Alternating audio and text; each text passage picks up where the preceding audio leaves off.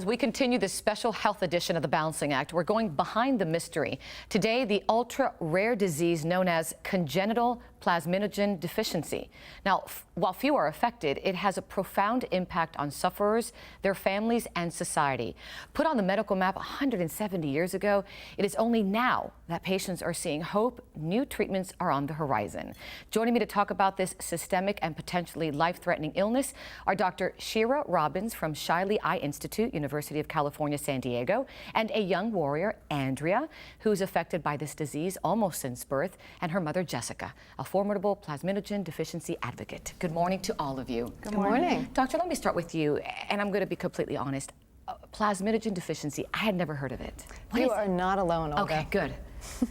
Plasminogen deficiency is a rare, potentially lethal, and blinding disease. And it happens because patients lack the enzyme called plasminogen. And that enzyme is supposed to take away certain proteins. So what happens is we get these protein buildup throughout our body, which lays down in layers, which form these thick membranes all throughout our body.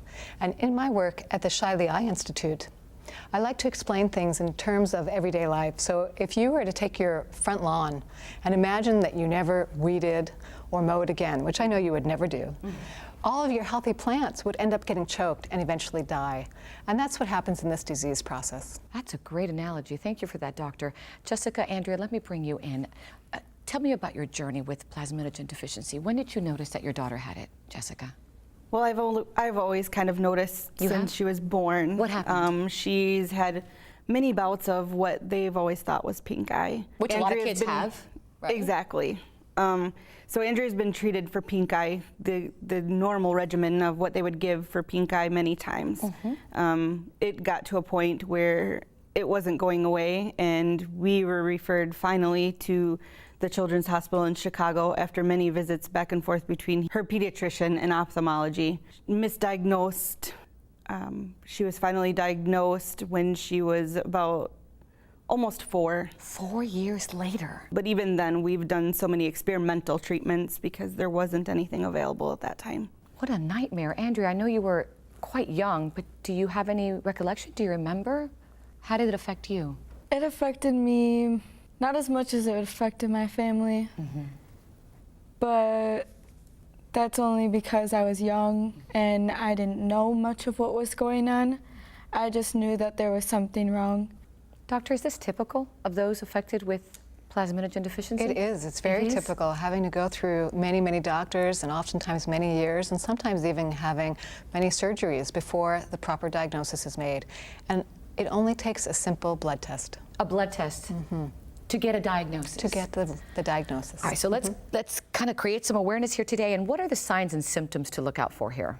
Well, the signs and symptoms are created by these membranes that I mentioned earlier, and they can happen in multiple organ systems throughout the body, usually where we have mucous membranes, which are the wet portions of the inner sides of our bodies. So when it happens in the eyes, these membranes occur on the inner sides of our eyelids, and it can lead to scarring and even blindness. It leads to a lot of tearing, some pain, and it really changes someone's appearance. It can take away hearing when it affects the ears. In the mouth, patients lose teeth, and in the airways, oftentimes those patients have respiratory distress, and they can even die from that. It can change the fluid channels inside of the brain, leading to swelling of the brain. Oh my goodness. Kidney failure, infertility, skin rashes, and very poor wound healing. So it really affects a lot of parts of the body. So if it affects a lot of parts of the bodies, we're talking about then probably you going to a pulmonologist, a rheumatologist, an ophthalmologist, a specialist after specialist? Is that what you did? Yes, yeah. She sees many specialists. Goes to ENT. She has an ophthalmologist, her pediatrician, her hematologist, an ENT for ears, nose, and throat. And doctor, that is so trying. It does. It takes a team of doctors to not only diagnose this, but also to treat it. And it can occur, usually in infancy, the beginning, but it can occur for the first time in terms of symptoms at any time in the lifetime. So what treatment options are available today?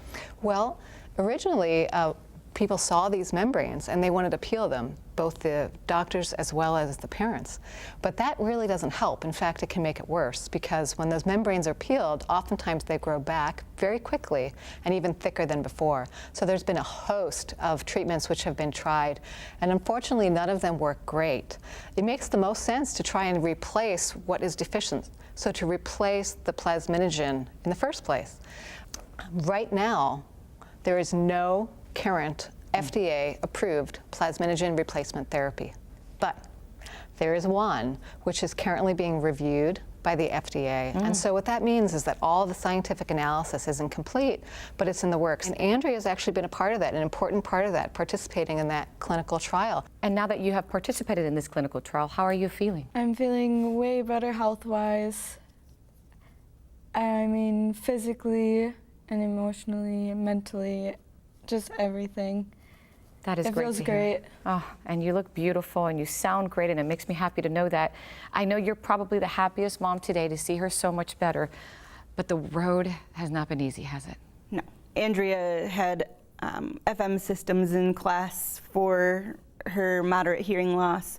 She's had preferential seating in class because of her vision loss.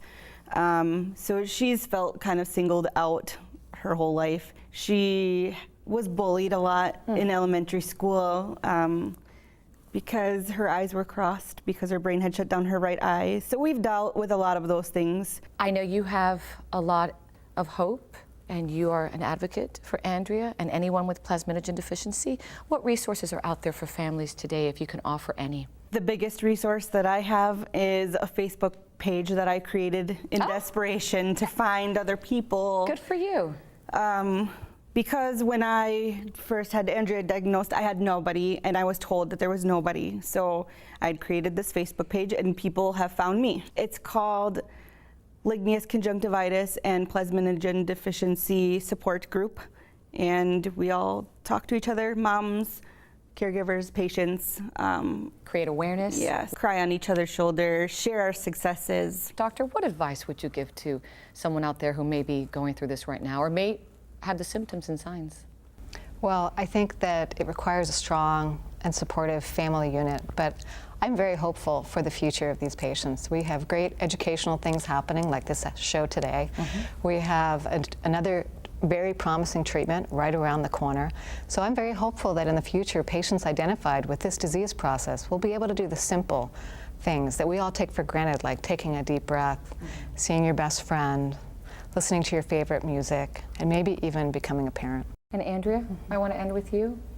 Any final words? I just want other patients to understand that they need to have self-confidence and they need to not care what other people think about them, because you're you, and that's just everything. And you are amazing. Thank you. Thank you so much for coming today, Andrea. Good luck to you. Jessica, thank you, and for being such a great mom and for talking to others about this. Doctor, for the insight, thank you so much. It's critical to identify the symptoms early and get tested for plasminogen deficiency. A simple blood test can make a significant difference in the disease management. For more information, medical education for that matter, you can go to plasminogen.com, or for patient information, you can go to pts.plasminogen.com, or you can always just go to our website, thebalancingAct.com.